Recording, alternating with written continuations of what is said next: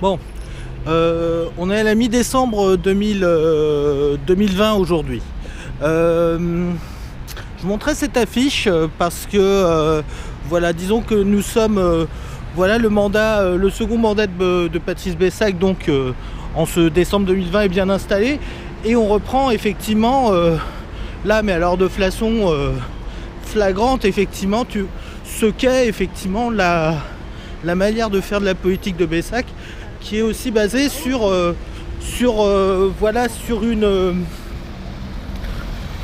une question d'adhésion, je dirais pas forcée, mais nudgée quand même à certaines valeurs, quoi. C'est-à-dire que Montreuil a du cœur, Montreuil est solidaire, Montreuil se mobilise, et dans quelque chose qui entraîne qui concerne et tout. Voilà, l'idée, c'est on mobilise effectivement la puissance militante, créatrice, créative, engagée de Montreuil au service effectivement des causes de l'intérêt général. Bon, c'est quelque chose qui est de l'ordre du communisme ou du socialisme municipal, qui est une façon de faire de la politique, effectivement, que moi je conteste par certains côtés, parce qu'elle elle peut avoir des dérives qui sont tout à fait contestables. Et on le ressent très bien, effectivement, pour moi, avec les affaires du Méliès. C'est-à-dire, Montreuil se mobilise pour son cinéma, et il est incarné. Et du coup, comme effectivement le cinéma, il y a quelqu'un qui... c'est un service public comme un autre, c'est une structure comme une autre, et le pouvoir y est représenté, ça devient une dérive, effectivement. Soutenir le Méliès, c'est soutenir Stéphane Goudet, quoi. Et qui qu'il soit, sans s'interroger en plaçant d'ailleurs les personnes, au bout du compte, au-dessus des principes. Bref, revenons à 2014 et à la réembauche de Goudet. Normalement, le cinéma Méliès et ses employés devaient être transférés à Est Ensemble au 1er juin 2014. Et or, effectivement, fin mai 2014, toute fin mai 2014, est signée la réintégration de 3 personnels au cinéma. Selon des conseils, alors qu'il y a déjà donc un organigramme, une équipe tout à fait en poste, avec des postes pourvus mais des postes vacants au recrutement, bim, on ramène 3 personnes, dont Stéphane Goudet, quoi. Et le truc, c'est que ça bloque du coup le transfert à Est Ensemble, parce que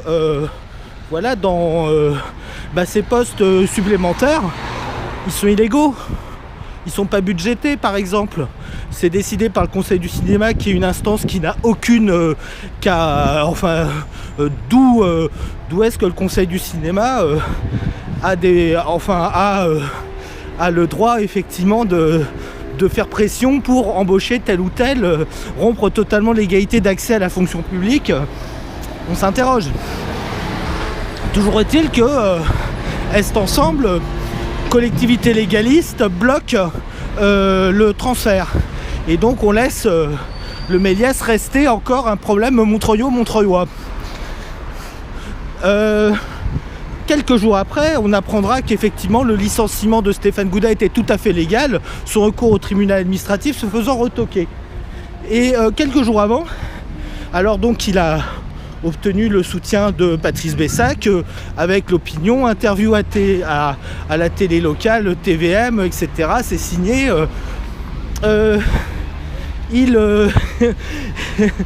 Stéphane Goudet on lui propose de lancer une pétition pour demander mon licenciement.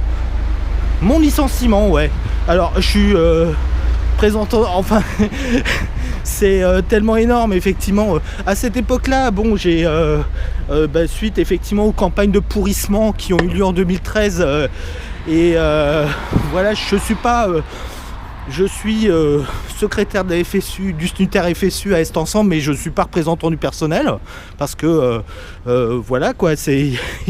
il faut un certain nombre de voix, je les ai pas eues, quoi.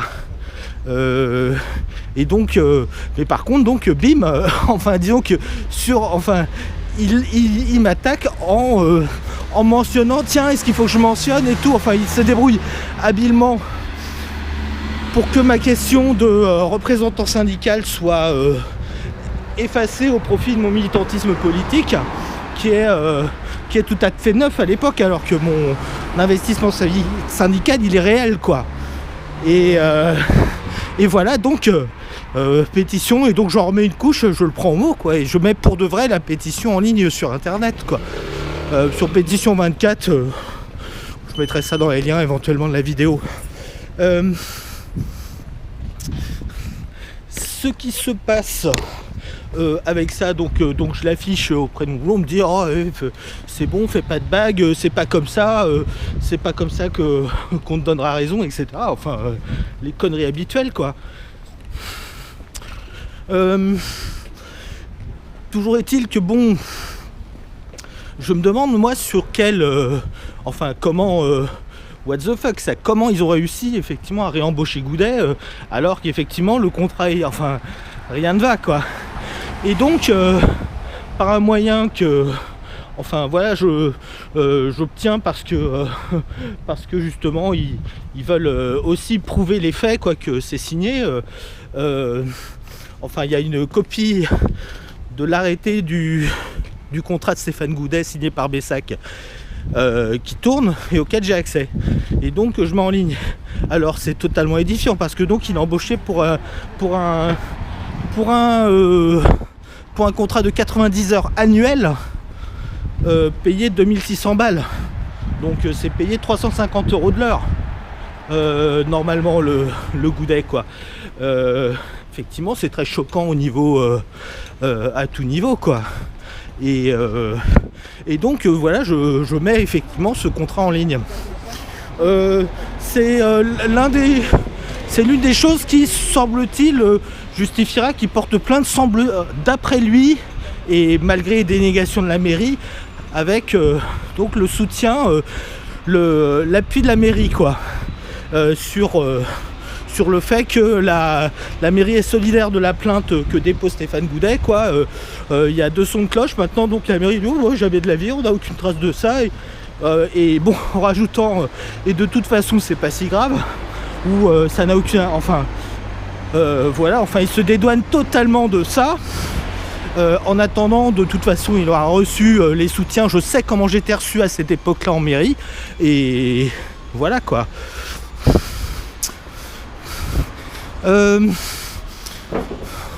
La vidéo, là j'arrive à 8 minutes, ce sera tout pour aujourd'hui.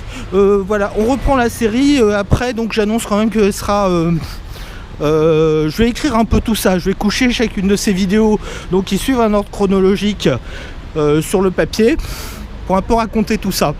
Les choses avancent, pas vite mais elles avancent.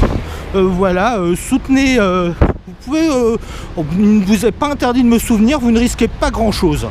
Voilà, c'est tout pour aujourd'hui, pour de bon ce coup-ci.